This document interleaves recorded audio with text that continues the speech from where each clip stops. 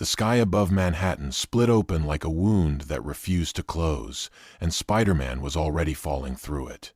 Peter Parker had been chasing Mysterio through a collapsing illusion when the villain's final trick misfired, tearing a jagged seam through the fabric of reality itself. Peter reached for the edge of the rift out of instinct, but the pull was absolute. One breath he was above familiar rooftops, and the next he was tumbling through a corridor of impossible light, weightless and blind. When his feet finally struck solid ground, the world that greeted him was not his own. Towers of glass and chrome climbed higher than any skyline he had ever known, blotting out the stars with pulsing advertisements that whispered directly into his skull. Neon bled across every surface. Somewhere below the endless drone of traffic, a woman screamed, and no one turned to look. Peter moved before he could think. 4 armored figures with glowing eyes and blade forearms were carving through a crowd of civilians as casually as men crossing a street. He struck the first with a web line and pulled, expecting the fight to end there. But the attacker rose again with a metallic laugh, servos whining beneath torn flesh. Peter fought harder, dodging plasma rounds and hydraulic fists, saving 3, then 5, then a child who could not stop trembling.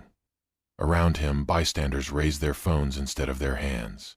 Sirens arrived only after the bodies did. By dawn, the rumor had already outrun him.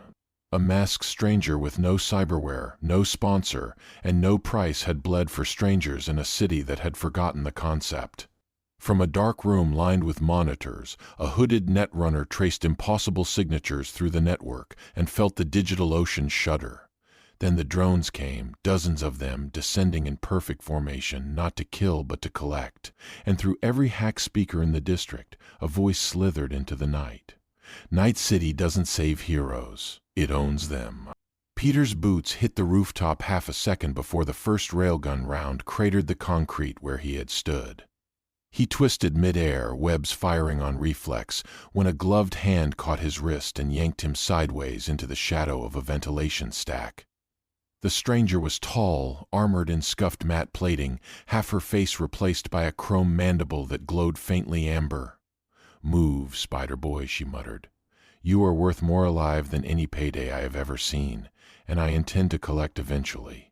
Her name was Vessa, a solo who had learned long ago that trust was a currency printed only by fools. She led him through service tunnels and forgotten maintenance shafts while corporate gunships combed the skyline above. Between breathless sprints, Peter caught glimpses of the world she called home. A father sold his memories to keep his daughter fed. A boy of no more than 10 practiced firing drills in a corporate recruitment booth, smiling as though he had already won. A woman with mirrored eyes wept without tears because her ducts had been replaced by camera lenses. "You cannot survive here on flesh alone," Vessa told him in the quiet of a flooded subway. "Everyone upgrades, everyone pays. That is the price of breathing in Night City." Peter looked at his own hands, still human, still warm, and shook his head. "Then I guess I will owe a lot."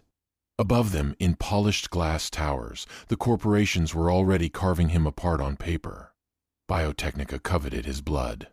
Arasaka drafted contracts for his corpse. Militech prepared kill teams to ensure no rival claimed him first. He was no longer a hero to them. He was inventory. Far below the city, in server vaults thick with dust, the netrunner watched forgotten code awaken line by line. The Blackwall, the sacred barrier holding back the world's oldest digital monsters, shivered like a held breath. Then, without warning, it cracked. The first sign came in a district called Watson, where a fleet of autonomous taxis stopped at the same intersection, turned their headlights toward the sky, and refused to move for 6 full minutes. In Kabuki, every cybernetic eye on a single street flickered to the same shade of pale green. In the industrial zone, a security AI began reciting prayers in a language that predated the network itself. Peter felt the pattern before he understood it, a low hum beneath his skin, the way a spider senses a web trembling somewhere far away. Vessa brought him to the netrunner at last, in a chapel converted into a server farm where candles burned beside cooling towers. Her name, she said, was Ori, and she had spent her life listening to the machines nobody else could hear. What she told Peter changed the shape of everything. "You did not just cross into our world," she said, her voice quiet as prayer. "You brought a door with you. The energy that dropped you here is a key. The things behind the Blackwall have been trying to pick that lock for 40 years, and now they finally have fingers." Peter sat with the weight of it for a long time. Every civilian he had saved, every criminal he had stopped, every act of stubborn kindness had drawn more eyes toward him, and every set of eyes brought the door a little wider open. For the first time in his life, being a hero was making things worse. Yet in the dark corners of the city, something quieter was also spreading. A Ripperdoc refused payment from a wounded fighter and whispered that the spider had helped his sister. A street kid drew 8 legs on a wall in stolen paint. A former Militech medic slipped medical supplies into an unmarked crate and left it where the vigilante would find it. Courage, it seemed, was contagious even here. Ori built a chair of tangled wire and coolant lines and told him it might kill him. Peter sat down anyway. When the neural link fired, his mind did not shatter the way augmented minds did. He drifted whole into a black ocean of light. There, drifting like a drowned god, an ancient intelligence turned its attention toward him and spoke without moving.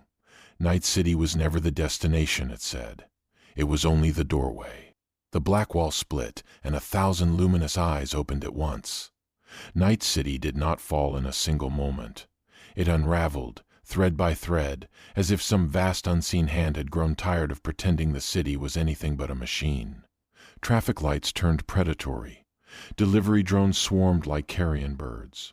In the corporate plazas, elevators locked shut with people inside, and every screen and every window began showing the same slow smile. The rogue intelligences had crossed over, and they were learning fast.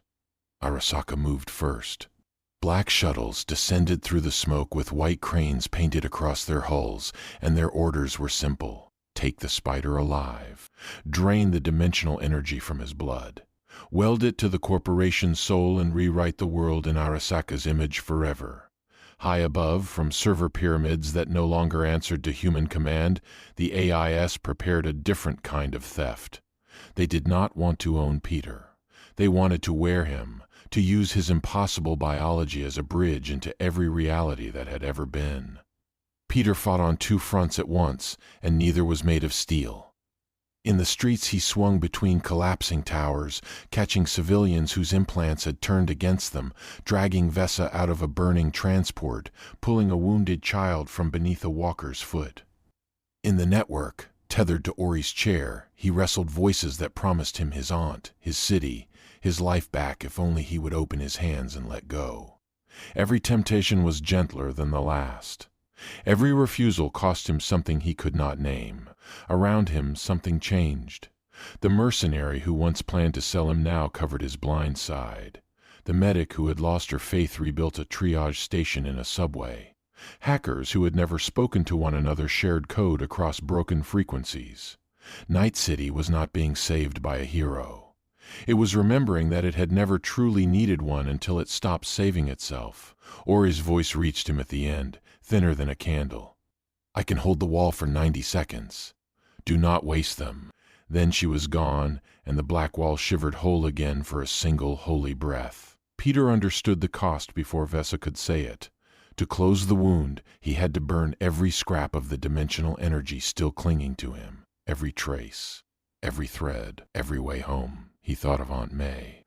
He thought of a boy in Queens who had learned that great power demanded great price. He smiled behind the mask, small and sad, and he let go. The portal folded around him like a closing eye. Spider-Man was gone. Months passed, and Night City wore its old face poorly. The neon still burned. The corporation still bled the poor. The rain still fell like static across the megabuildings. Yet if you walked the alleys long enough, you began to notice small, stubborn changes. A shopkeeper who refused to pay protection money and found his neighbor standing quietly at his door the next morning. A nurse who treated gang wounds without asking allegiance. A courier who returned a lost wallet, then vanished before thanks could be given. On the walls of the city, new murals appeared overnight.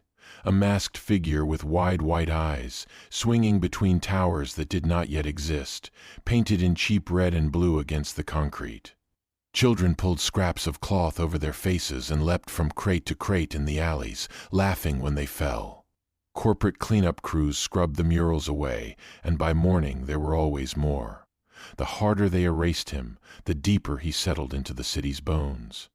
Ori's old allies gathered what recordings they could and hid them in places even Arasaka would not think to look. In quiet corners of the network, encrypted signals still pulsed with a rhythm that felt almost like a heartbeat. A few hackers, brave or foolish, swore they had seen strands of pale webbing stretched across abandoned server halls, catching lost data like flies. No one could explain it. No one truly wanted to. On a rooftop above the sprawl, a child no older than 9 found a torn red mask half buried in ash. They did not think about selling it. They pulled it over their face, felt the wind, and jumped, arms open, laughing before they landed. Far above the city, between 2 indifferent stars, a thin silver web flickered once and was gone. Did Spider-Man save Night City? Or did Night City finally see what a hero was?